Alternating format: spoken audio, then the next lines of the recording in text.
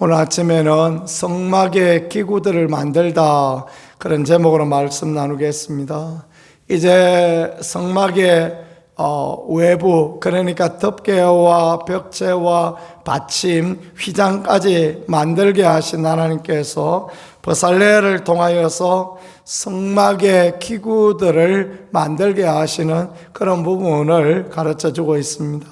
성막 안에 있는 기구, 성막 모두 하나님의 사랑과 은혜를 우리에게 보여주며 또 성도가 마땅히 어떻게 살아가야 될 것이다 라는 것을 상징적으로 가르쳐 주시는 그런 부분이 되어지겠습니다.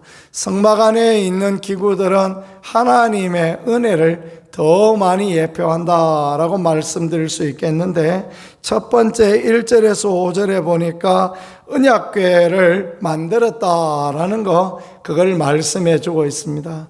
그것은 하나님의 언약이 있는 곳입니다. 하나님의 축복의 약속이 있는 곳, 하나님께서 거기에서 만나주시고 하나님께서 거기에서 하나님의 백성들에게 은혜 주시겠다라는 것, 그 약속의 말씀이 언약궤입니다. 하나님의 교회는 하나님을 만나는 곳입니다. 하나님의 교회는 사람만 만나면 안 됩니다. 사람만 만나면 그 무슨 의미가 있겠습니까?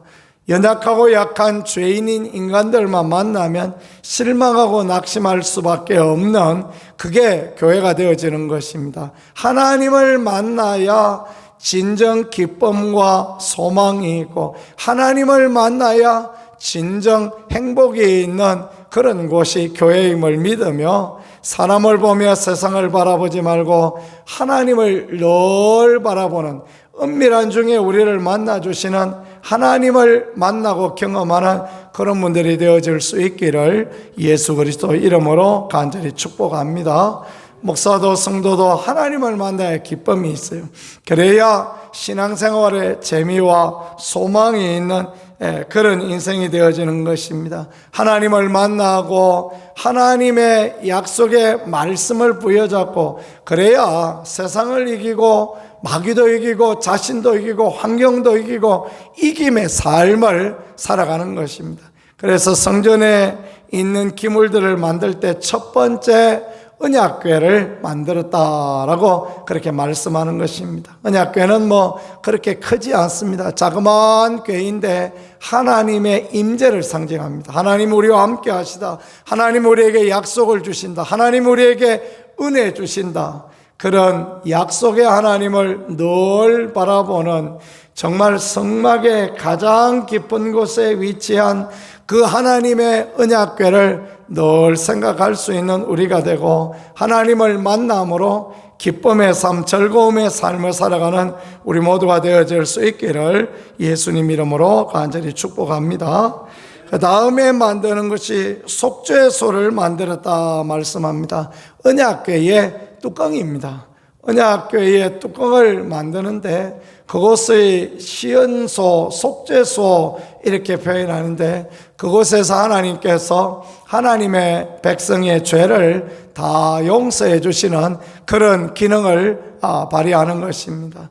제사장이 1년 한 번에 짐승의 피를 가지고 나아가서 그 속죄소 위에다가 피를 뿌리며 그렇게 하나님 앞에 제사할 때 하나님께서 그 피의 제사를 받으시고 백성의 모든 죄를 용서해 주시는, 사죄의 은총을 주시는, 그것이 속죄소입니다. 하나님은 속죄소, 영원한 속죄소가 되시는 예수 그리스도의 십자가와 보배 피를 상징하려고 이렇게 속죄소를 제작하게 하시고 언약궤를 덮는 뚜껑으로 그것을 사용하게 하셨던 것을 우리는 볼 수 있는 것입니다. 그렇습니다. 하나님의 용서와 하나님의 그 사죄의 은총이 없으면 우리는 어떻게 살아갈 수 있겠습니까? 우리 자신의 연약함을 보며 하나님 앞에 나아가고 용서의 하나님을 바라보고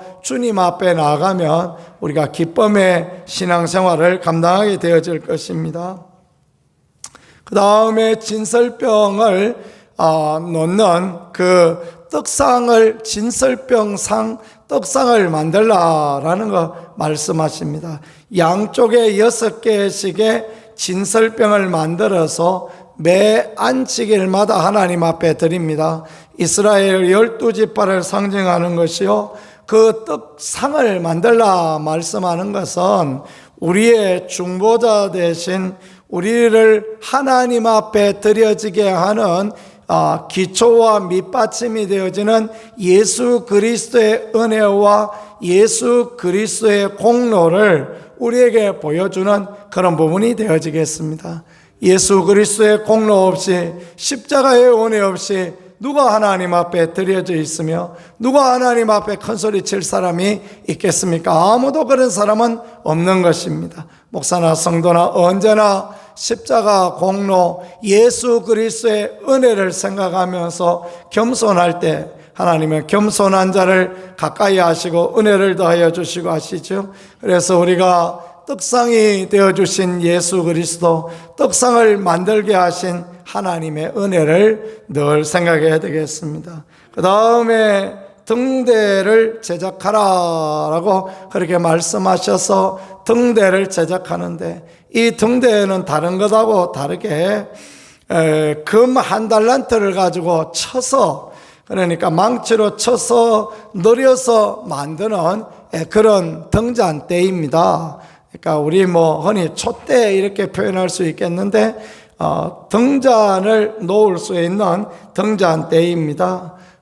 세상을 환하게 비추어주는 빛이 되신 하나님의 사역을 말씀하는 것이며, 세상의 빛으로 오신 예수 그리스도를 예표하는 것이며, 세상의 빛으로 살아가야 될 성도의 삶을 가르쳐주는 그런 부분이 되어지겠습니다. 하나님이 빛이 되어주시지 않는다면, 빛이 있으라 말씀하지 않는다면 우리는 어둠 가운데 살았을 것입니다. 어둠 가운데 살면 빛이 무엇인지도 모르고 살아가며 생명력이 없는 인생을 살아가게 되는 것입니다. 어둠 가운데 사는 존재는 언제나 보면요, 음침하고 박지 못한 그런 부분을 갖고 있습니다. 식물도 그렇지 않습니까? 어두운 데 있으면 열매 맺지 못합니다. 어두운 데 있으면 제대로 튼튼하게 자라지 못합니다. 밝은 데 있어야 제대로 자라는 거 아니겠습니까? 주일날 윤성근 집사님하고 제가 저 나무를 강단에 있던 나무를 드러냈는데 그런 이야기를 했어요. 이 강단에서 죽었으니까 이 순교한 거다 그렇게 우스갯소리를 했는데요, 강단에 왜 나무가 죽습니까? 햇볕을 못 보니까 죽는 거예요. 저기 나무도 저기다 꺼내놓은 이유가 햇볕을 못 보니까 자꾸 잎이 떨어지는 거예요. 근데 저거를 갖다가 햇볕 나는 데 갖다가 또 갖다 놓으면 햇볕을 갑자기 받아서 못 살아요. 그러니까 이제 여기 반 그늘에 오후에만 그늘이 있는 저기다 갖다 내놨거든요. 저기서 좀 살거든 또 어떻게 해보자고 이제 바깥쪽에 이제 내다 놔야 될 것 같습니다. 햇볕이 없으면 되는 게 없어요. 하나님의 은혜가 없으면 성도가 살아갈 수 없습니다. 하나님의 은혜로 우리가 살아가니까 진리의 빛, 생명의 빛, 은혜의 빛이 되어주시는 그 하나님의 빛, 그것을 가르쳐 주는 거, 그게 등대를 만들라라고 말씀하는 것입니다. 그 다음에 분향할 단을 만들라 하시고 분향한 단을 만들었다라고 말씀하십니다. 향재료들을 만들어서 거기에다가 태워서 하나님 앞에 향기로운 냄새가 되게 하는 것입니다. 그리스도인은 세상에 향기다 말씀하신 것처럼 향기의 삶을 사는 것이 소중한데, 하나님 앞에 태워 드릴 수 있는 향기가 되어질 수 있도록 분향단을 만들라 말씀하십니다. 하나님 앞에 드려질 수 있다는 것, 이것도 얼마나 귀합니까? 하나님은 그 분향단에서 성도의 기도를 받으시고 성도의 헌신을 받으시고 성도의 물질을 받으시고 성도의 마음을 받으시니, 분향단을 만들게 하신 하나님의 은혜가 얼마나 큰지, 우리를 받아주시는 하나님의 사랑을 가르쳐 주시고 말씀해 주시는 그런 부분이 되어지겠습니다. 오늘 버살레를 통하여서 성막의 모든 기구를 만들라 하신 하나님, 우리 모두 가운데 은혜와 긍휼과 축복으로 역사하시겠다라는 것을 가르쳐 주시는 하나님이시니 오늘도 은혜로 우리를 이끌어 주실 하나님, 오늘도 은혜 우리로 함께 하실 하나님, 그 하나님을 바라보며 소망과 기쁨과 즐거움의 삶을 살고 하나님 앞에 합당한 복된 인생 살아가는 우리 모두가 되어질 수 있기를 우리 주 예수 그리스도 이름으로 간절히 축복합니다. 기도 올리겠습니다. 하나님 우리 아버지 감사합니다. 성전의 기구를 만들게 하시고 그 기구들을 통하여서 하나님의 사랑과 은혜를 볼 수 있게 하심을 감사합니다. 하나님 사랑 생각하며 하나님 은혜 생각하며 믿음으로 살아갈 수 있게 도와주시고 담대함으로 세상을 이기는 거룩한 인생을 살아가는 우리가 되게 조금도 부족함이 없도록 주여 은혜 가운데 인도하여 주옵소서. 이 아침에도 이 하루에도 주의 은총으로 임하여 주실 하나님을 기대합니다. 예수님 귀하신 이름으로 기도드렸습니다. 아멘.